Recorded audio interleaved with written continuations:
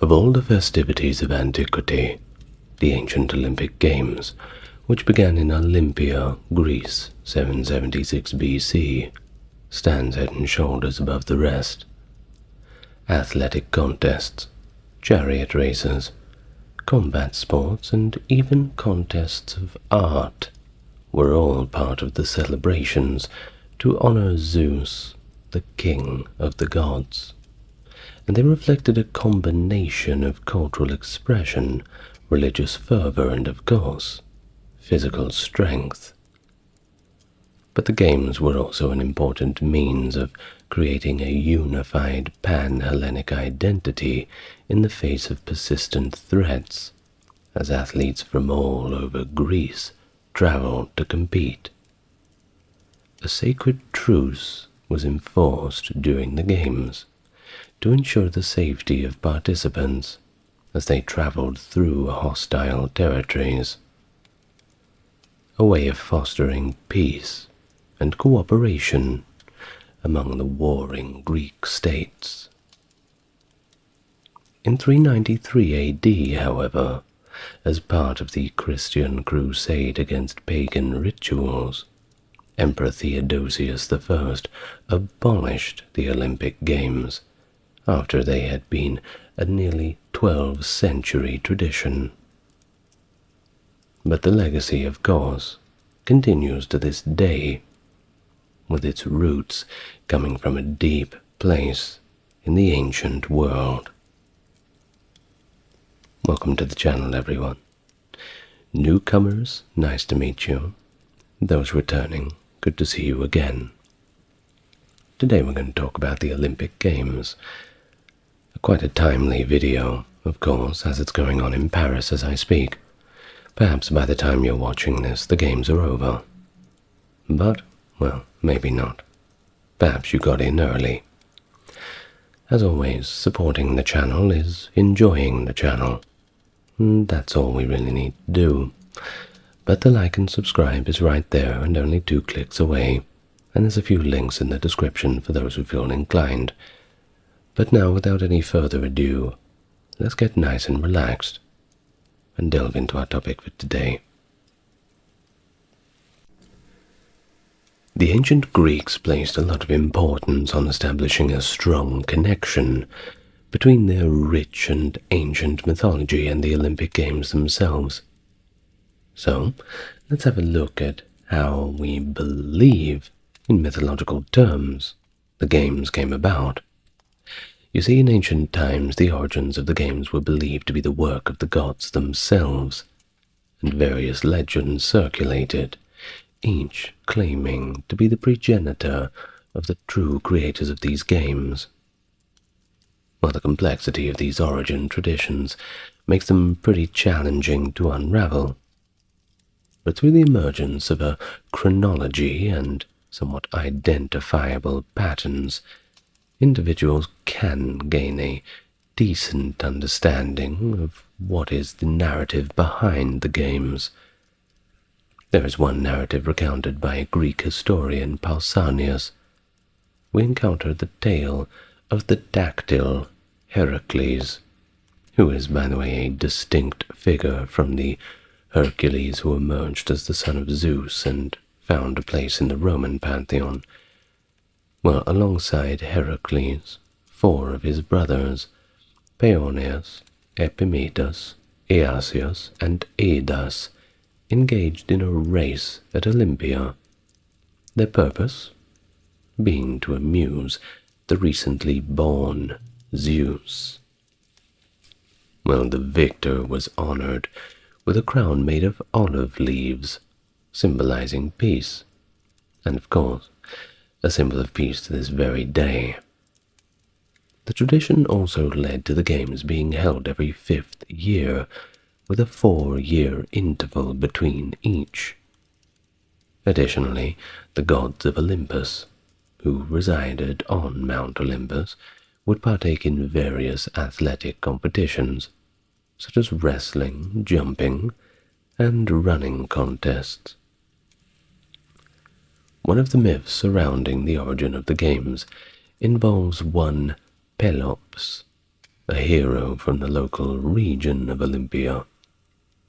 You see, in the realm of Pisa there reigned a wise and powerful king named Oenamius.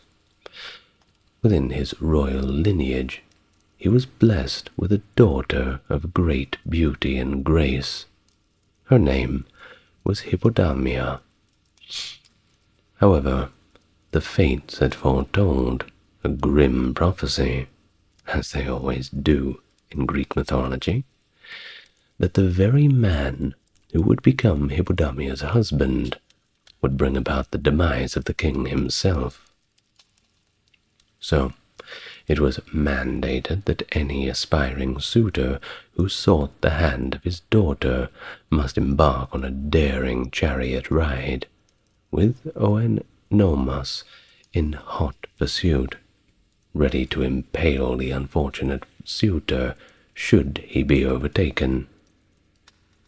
Of course, the horses pulling the king's chariot were a gift from the god Poseidon, making them exceptionally swift and supernatural in their power.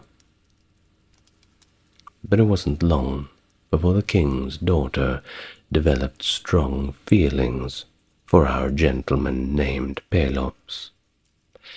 But prior to the race, Pelops managed to convince Myrtilus, Oenamus's charioteer, to substitute the bronze axle pins of the king's chariot with ones made of wax.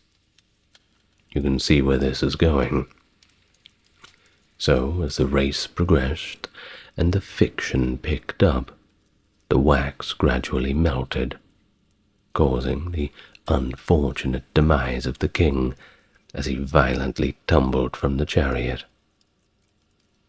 Following his triumph, Pelops arranged chariot races to express gratitude to the gods and to hold funeral games in memory of the unfortunate king, seeking a kind of purification of the guilt from his demise. The origins of the Olympic Games can be traced back to the funeral race that is held at Olympia. But Pelops achieved great renown as a king in his own right, and he was revered as a local hero, ultimately lending his name to the region of the Peloponnese. Well, according to one myth, it is said that the festival at Olympia included the participation of Heracles, that is, the one who is believed to be the son of Zeus. As per our ancient source Pindar, it was Hercules who was the one who initiated an athletic festival as a tribute to his father Zeus, upon the successful completion of his arduous labors. Well, we can observe recurring patterns from these myths that show the Greeks' belief in the religious origins of the games. They saw athletic competition as intricately connected to the worship of their gods.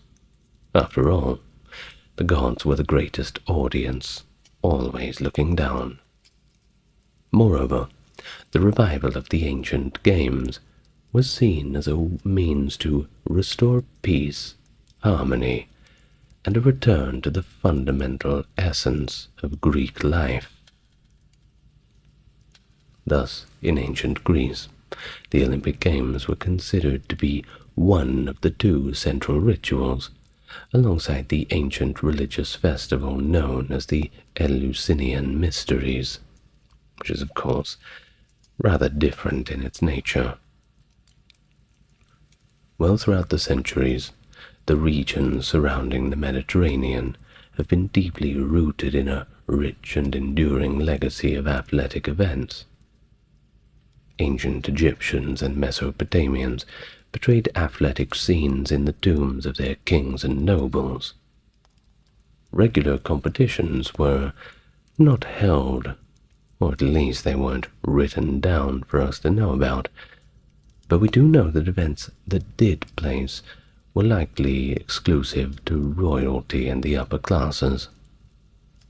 The Minoan culture, back to Greece for a moment, greatly valued gymnastics, as evidenced by the depiction of activities such as bull leaping, running, wrestling, and even boxing on their frescoes. And the Mycenaeans incorporated the earlier Minoan games into their cultural practices and engaged in chariot racing during religious and funerary rites. In the epic tales of the great writer Homer, the valiant heroes engage in athletic competitions as a means of paying tribute to the departed friends. The Iliad, one of Homer's works, showcases a variety of athletic competitions, including chariot races, wrestling, foot races, sword fighting, archery, and spear throwing. In addition to these, Homer's other famous work, the Odyssey, includes a lengthy jump and discus throw. And to another very friendly name, Aristotle. According to him, the first Olympics took place in 776 BC. Well, this date has been widely accepted by most historians, although there are some who hold different views. But based on archaeological evidence, it has been confirmed that the Olympics traditionally began around this time or shortly thereafter. According to the archaeological findings, it seems that the origins of the major games at Olympia can be traced to around 700, rather than the commonly accepted date of 776. And there's been some rather groundbreaking research by one Christensen on the Olympic victor lists that reveals the inherent unreliability of the victors' names and details prior to the 6th century.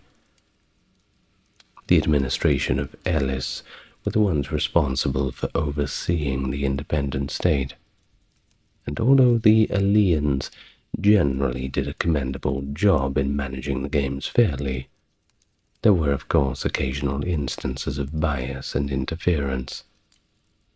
Furthermore, contrary to the popular belief, the well-known Olympic truce merely required the protection of visitors, rather than putting a complete end to all conflicts in Greece, or specifically at Olympia. There are several historians from ancient times who have been suggested as potential candidates for establishing the use of Olympiads to count years. One of these historians is Ephorus, who lived in the 4th century BC. However, the credit for codifying this particular epic is usually given to one Hippias of Elis, Eratosthenes, or even Timaeus, who, by the way, Eratosthenes may have been imitating.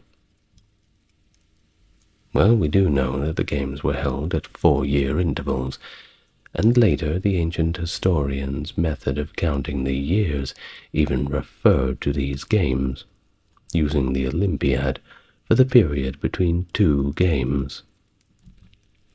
In the past, the dating systems employed by the Greek states were utilized by the general population, excluding historians, resulting in a considerable amount of confusion when attempting to establish accurate dates, especially going back that far. I'm not good with mathematics, and I don't pretend to be. In fact, I don't care to be. Well, as per Diodorus, it is mentioned that a solar eclipse occurred during the 3rd year of the 113th Olympiad, which is believed to be the eclipse of 316 BC. The date for this first year of the first Olympiad is estimated to be around midsummer of 765. However, Scholars hold differing opinions regarding the commencement of the games, and I assume will do for some time. Well, as per the account of the Greek traveller Pausanias in 175 AD, the initial competition was held solely at the stadion race, covering a distance of approximately 190 meters, with about 620 feet. And the term stadium originates from this particular occurrence. Various factions engaged in a power struggle for dominance over the sanctuary at Olympia, and consequently the games in order to gain prestige and political leverage. According to Pausanias, in the year 668 BC, Phaedon of Argos was tasked by the town of Pisa to seize control of the sanctuary from the town of Elis. Phaedon successfully accomplished this, and proceeded to personally oversee the games for that particular year. But in the following year, Elis once again regained their control. So, during the initial 2 centuries of the game's existence, their significance was primarily limited to religious events within specific regions. Participation in the early games was limited to Greeks who lived near Olympia.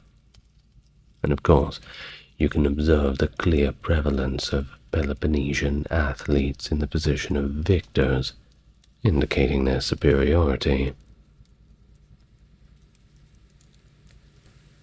In ancient Greece, sports had their roots in the belief that physical energy was being used in a kind of a ritualistic manner, while the practices of hunting in the Paleolithic age were transformed into a more social and glamorous activity, giving rise to what we now know as sports. Think about it. Things like throwing and fighting. It's all stuff related to either war or hunting. Of course, when you don't have to do as much of it, well, you can take the man out of the Stone Age, but you can't take the Stone Age out of the man. I'm sure that you would know, whenever you begin to walk through nature, you have this kind of animalistic compulsion to pick up a stick. That goes back a very, very long time in our programming. Well, of course, the Greeks had a distinct approach to their competitions, which were frequently hosted in very impressive venues for the time. These events emphasized the Greek values of physical fitness and intellectual prowess, and often featuring prizes, and, by the way, displays of nudity. The ideology and exceptional athletic abilities of the Greeks have led to theories suggesting that they were indeed the pioneers of sports. Throughout its history, the games garnered greater prominence and became integrated into the Panhellenic games. These were organized at regular intervals, either every 2 or 4 years, ensuring there was always a set of games taking place annually. There were also other Panhellenic games, such as the Pythian, Nemean, and Isthmian games. But of course, the Olympic Games were held as the highest level of prestige, perhaps because they were the biggest, but being right there, at Mount Olympus with the gods looking right down upon you, to compete right at their doorstep. Now, is there more of a greater dream to be fulfilled for the ancient Greek than that? Glorious in every sense of the word. Well, following the Roman conquest of Greece, things changed up a little bit. But the Olympics persisted, albeit experiencing a decline in popularity during the pre-Augustan era. During this period, the Romans primarily focused on domestic issues, diverting attention away from their provinces. They had enough trouble at home.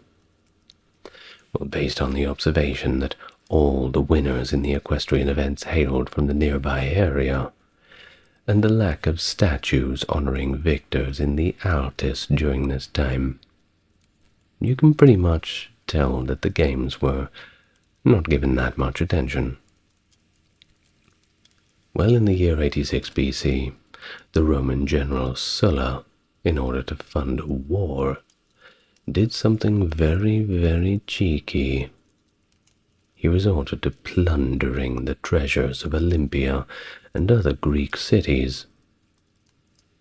He was the sole Roman who resorted to violence against Olympia, and that is not a record you want to hold. But, well, if you've watched my video on Sulla, you probably know that he didn't really care too much about his reputation. Well, in 80 BC, Sulla took on the role of hosting the games, specifically the 175th Olympiad, as a way to commemorate his triumphs over Mithridates. Allegedly, the sole competition that took place was the stadion race, as all of the athletes had been summoned to Rome. During the reign of Emperor Augustus, there was a significant revival of the Olympics. Prior to assuming full authority, Marcus Agrippa, a trusted ally of Augustus, undertook the restoration of the Temple of Zeus. Additionally, in 12 BC, Augustus made a request to King Herod of Judea for financial support towards the games. Well, following Augustus's posthumous deification by the Senate, a statue resembling him was commissioned at Olympia, right smack bang in the middle of it. And it wasn't just him. Statues of subsequent divine emperors were also erected within the sacred Altis. Under his authority, the stadium underwent renovations, and Greek athletics as a whole received financial support. An event that has gained notoriety in Olympic history took place during the reign of Nero. In his pursuit of a triumph in every chariot race of the Panhellenic Games within a single year, he issued a command for the 4 primary hosts to conduct their games in AD 67. Consequently, the scheduled Olympics of 65, set to take place in the 211th Olympiad, was postponed. During the event at Olympia, he experienced a mishap where he was thrown from his chariot. However, despite the setback, he still managed to claim victory. Well, no one was going to argue with him. Better give him the gold. In addition to his other pursuits, Nero also believed himself to be a skilled musician, and as a result he introduced music and singing competitions to various festivals, including the prestigious Olympics, and may I add, it's hard to argue with him on that one. I suppose he does some good things. Well, it is evident that Nero emerged victorious in all of these contests, presumably due to the judges' apprehension in bestowing victory upon anyone else besides him. They knew what was going to happen. Well, following his death, the Olympian judges were compelled to return the bribes he had given, and deemed the Neronian Olympiad null and void, a legacy thrown in the grave right with him. Well, during the early part of the 2nd century, the emperors Antoninus Pius and Hadrian played their own role in the development and triumph of the games. The Olympics garnered a substantial audience and participants, with the triumphs of the victors gaining widespread renown throughout the Roman world. And the Renaissance spanned a significant portion of the 2nd century. Once again, a diverse array of individuals, including philosophers, orators, artists, singers, and performers, gathered at the festival. During the 3rd century, there was a notable decrease in the popularity of the games. The list of victories achieved by Africanus concludes the 249th Olympiad in 217. However, according to Moses of Corin's History of Armenia, there is a record of a boxing champion as late as the 369th Olympiad, which corresponds to the year 287. Archaeological findings reveal that the games persisted even beyond the year 217. In the past, the most recent winner who could be accurately dated was Publius Asclepiades of Corinth. He emerged victorious in the pentathlon during the 241st Olympiad. In fact, as recent as 1994, archaeologists discovered a bronze plaque bearing the names of the winners of the competitive events from both the mainland and Asia Minor. Could you only imagine pulling that one out of the ground? I'm jealous of these people on the archaeological digs. I really am. Well, at least my chair's comfortable. Well, back to it.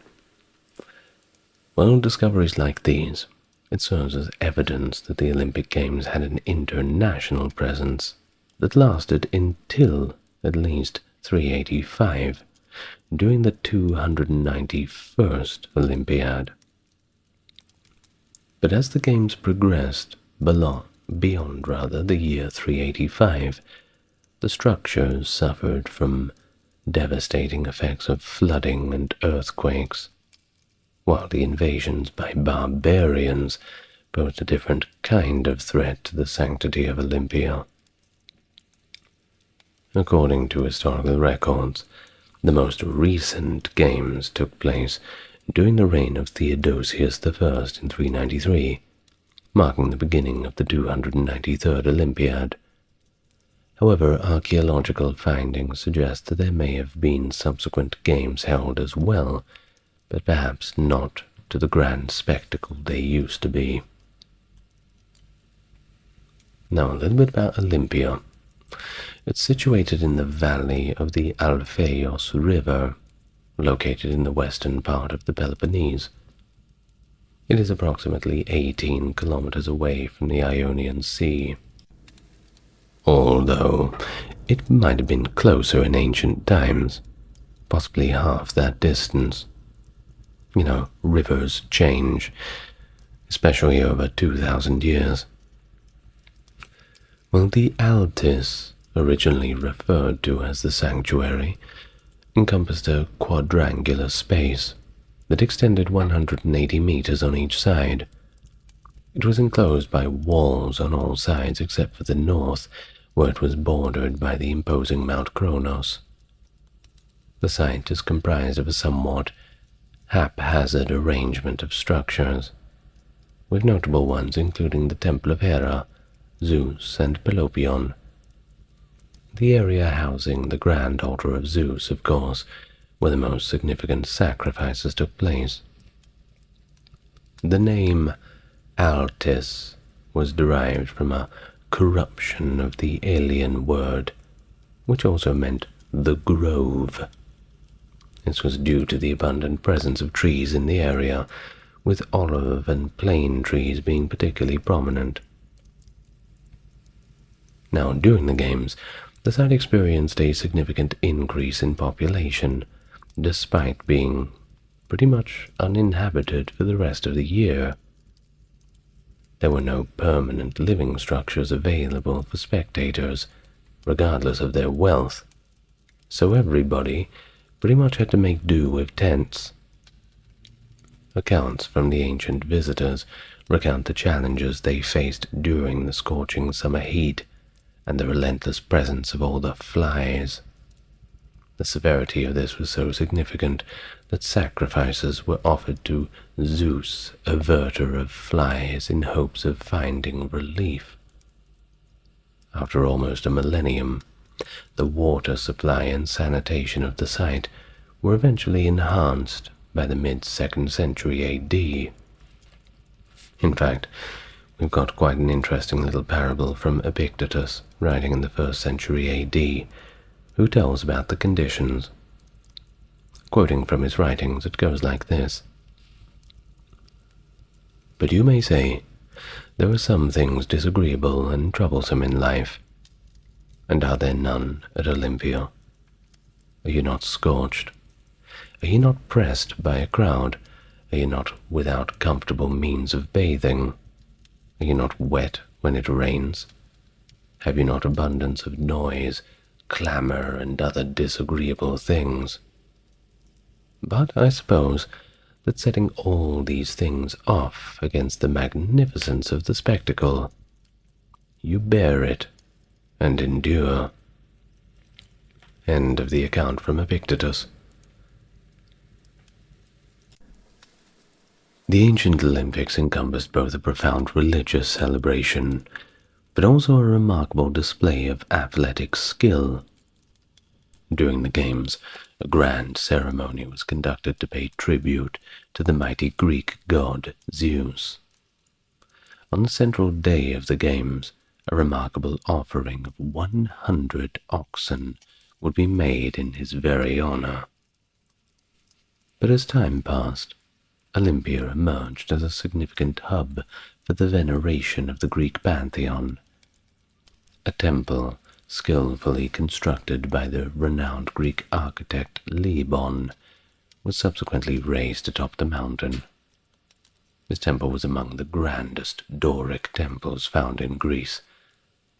A statue of Zeus was crafted by the renowned sculptor Pheidias, using a combination of gold and ivory. The height of the structure measured 42 feet, 13 meters high. The object was positioned on a majestic seat within the sacred confines of the temple, and this remarkable statue was elevated to the esteemed status of one of the 7 wonders of the ancient world. According to historian Strabo, the temple's glory endured due to the grand festival assembly and the revered Olympian Games. They were considered the most prestigious in the entire world, and offered a sacred crown as their ultimate prize. The temple was embellished with a multitude of offerings, which were devoutly dedicated from all the regions of Greece.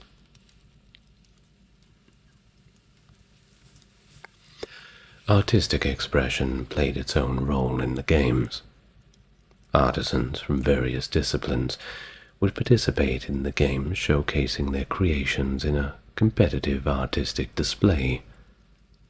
During the ancient times, poets were often tasked with the honorable duty of composing poems that celebrated the achievements of the Olympic champions.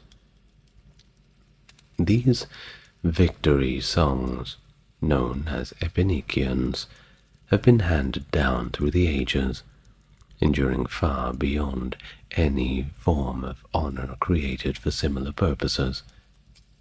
According to Pausanias, the city of Naxos in Sicily would have faded into complete obscurity if it wasn't for the remarkable achievements of its 4-time Olympic champion, Tisandros.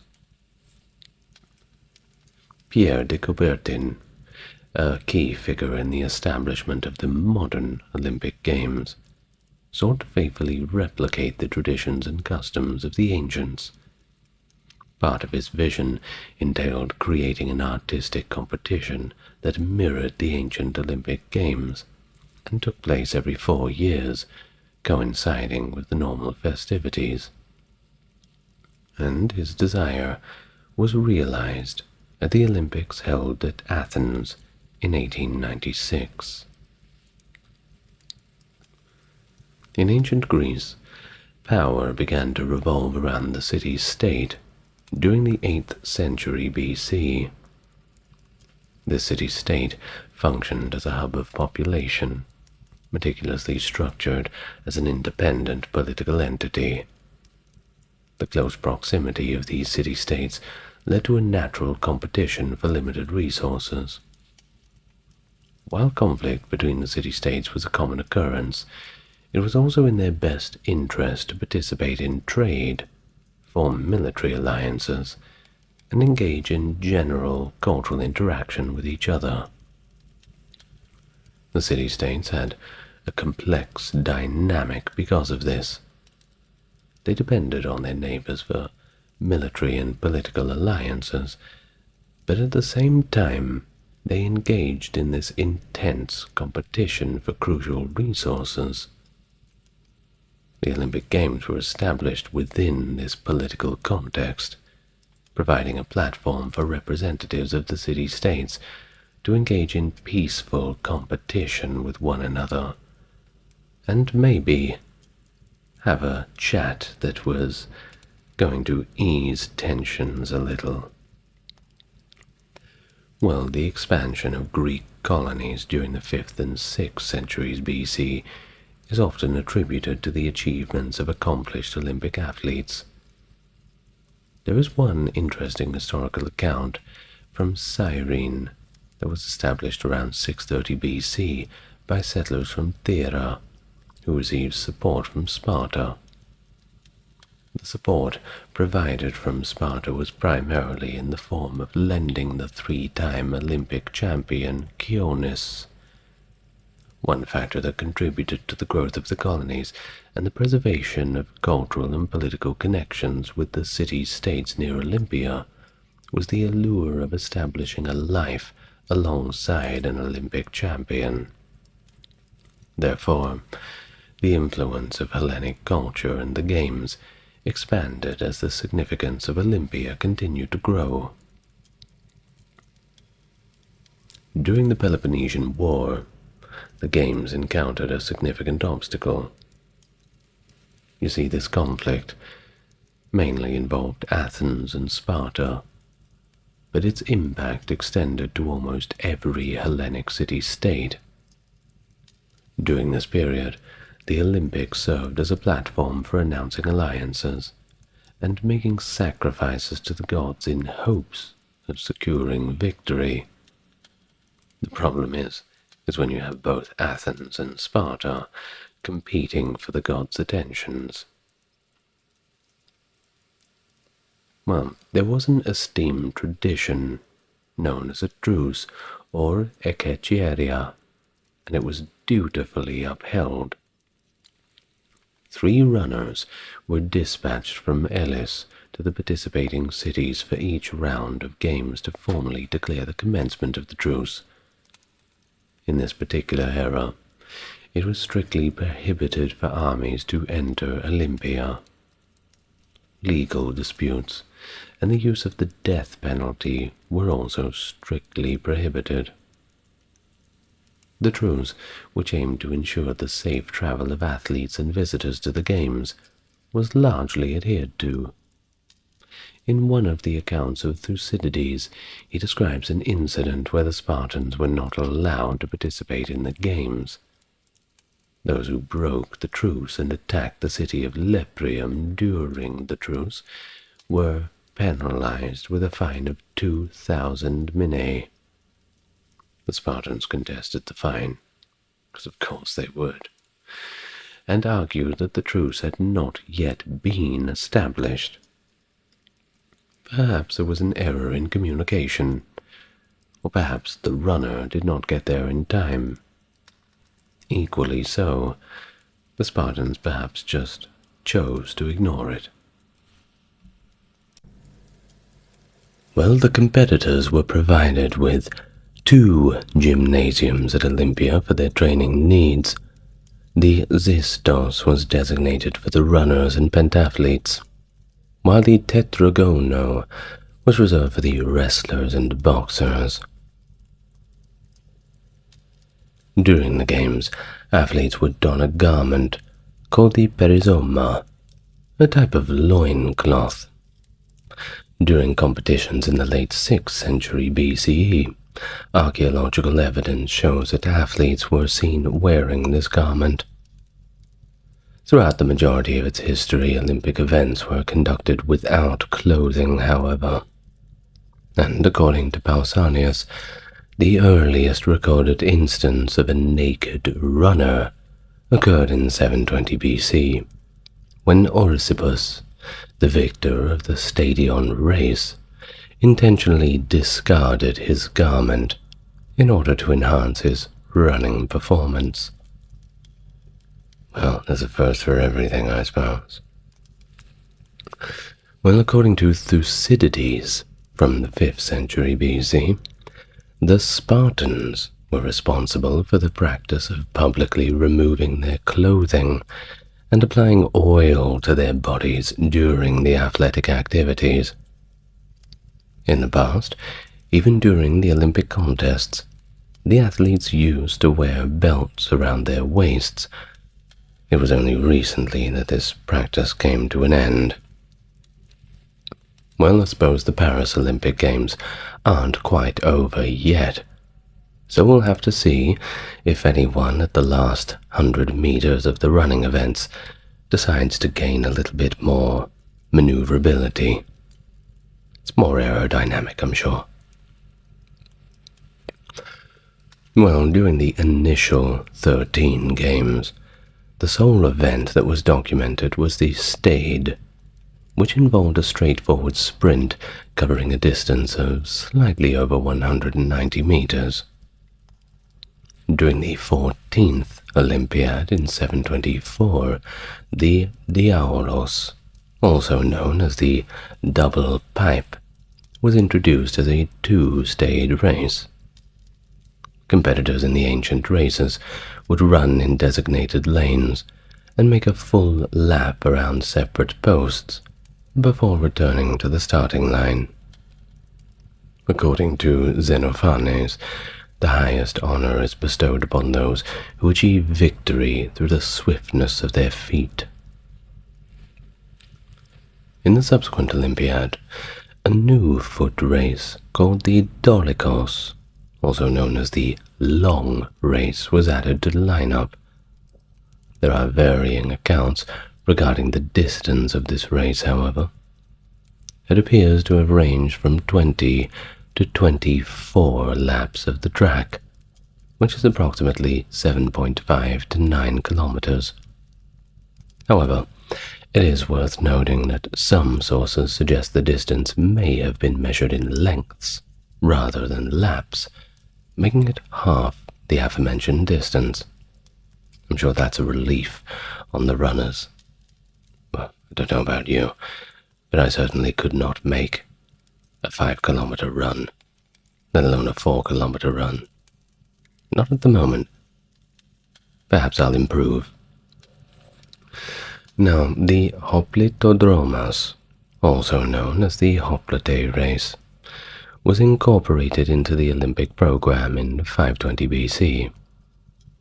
The race, steeped in deep tradition, was typically held at the final part of the games.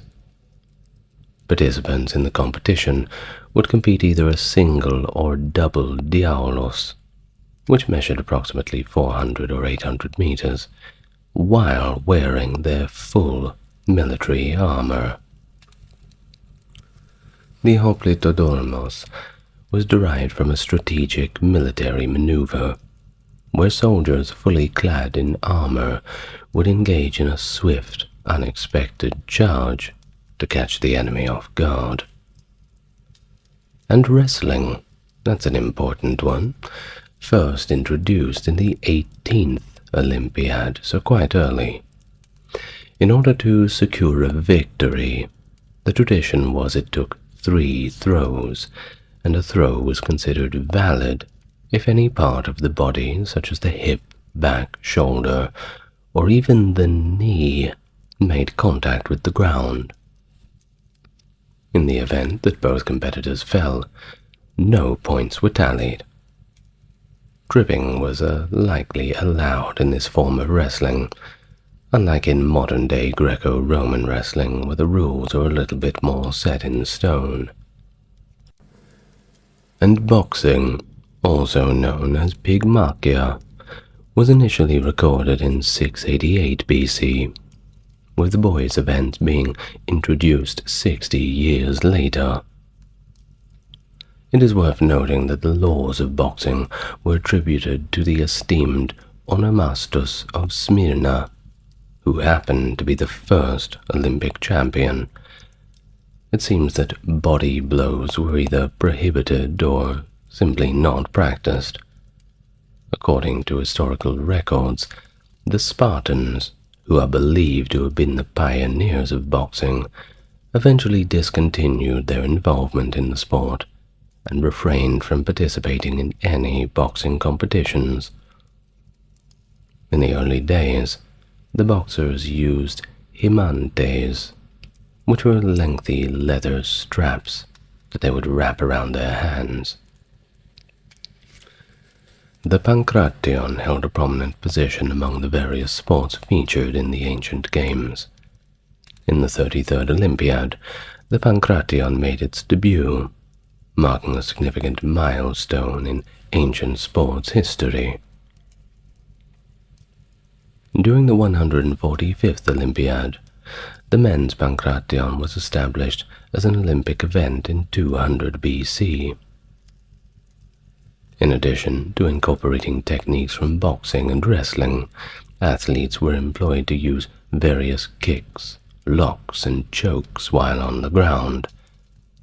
Despite the absence of specific rules against biting and gouging, the pankration was considered to be a relatively safer sport compared to boxing.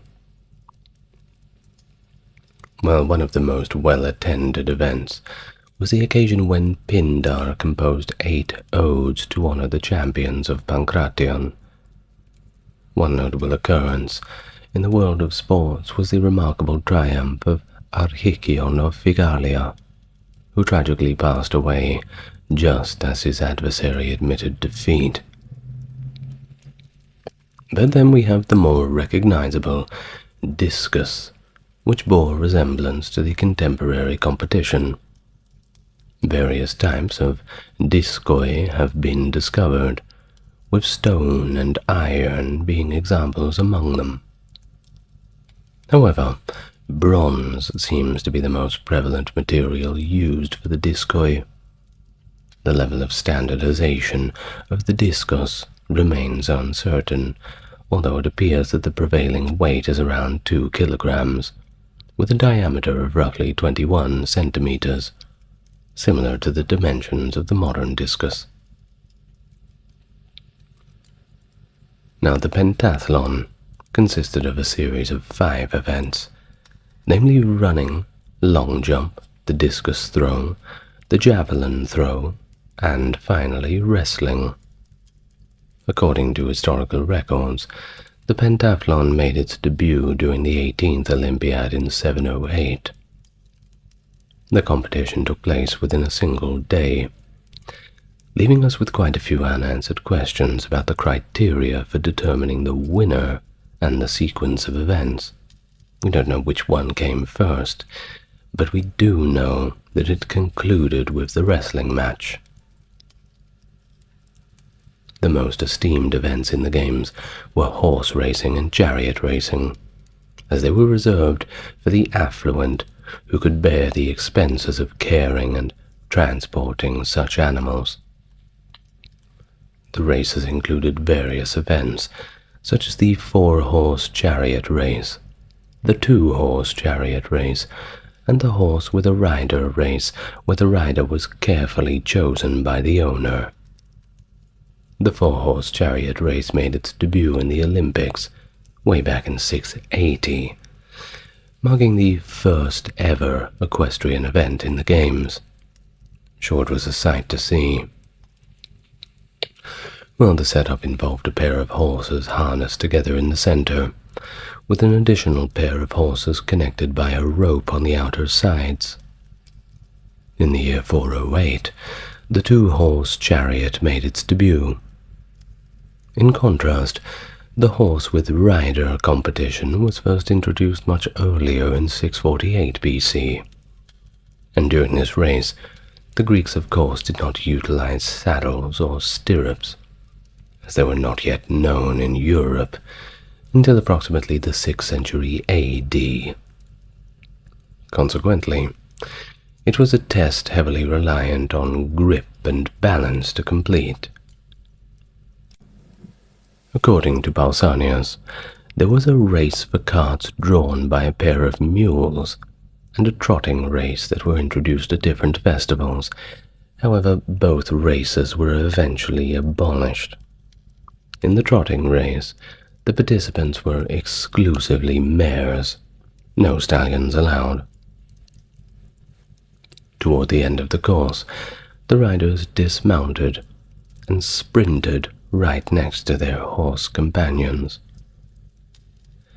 While in certain cases individuals who were financially well off had the opportunity to increase their chances of winning by entering multiple teams in the races.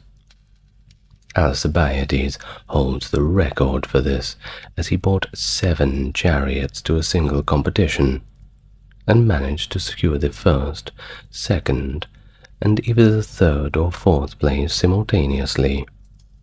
Gold, silver, and bronze. Not bad.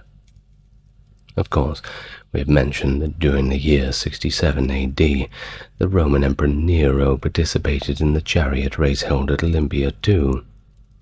And, due to being thrown from his chariot, he was quite unable to complete the race.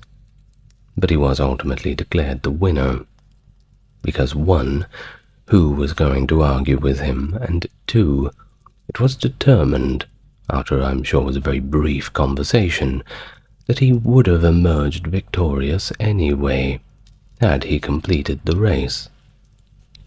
However you come to that kind of logic. Well, thank you very much for listening. I'd like to thank my top-tier patrons, Brent, Charles, Stark Factory, JC, Jeffrey, Wendy, Tim, James, Erin, Scott, Dark, Melissa, and Ben. Thank you very much, everyone. And you know I will be right back here tomorrow, right here on YouTube, waiting to take you on another adventure into the past. But for now, have a good rest, and make sure you're looking after yourself. Good night, everyone. Lots of love to you all.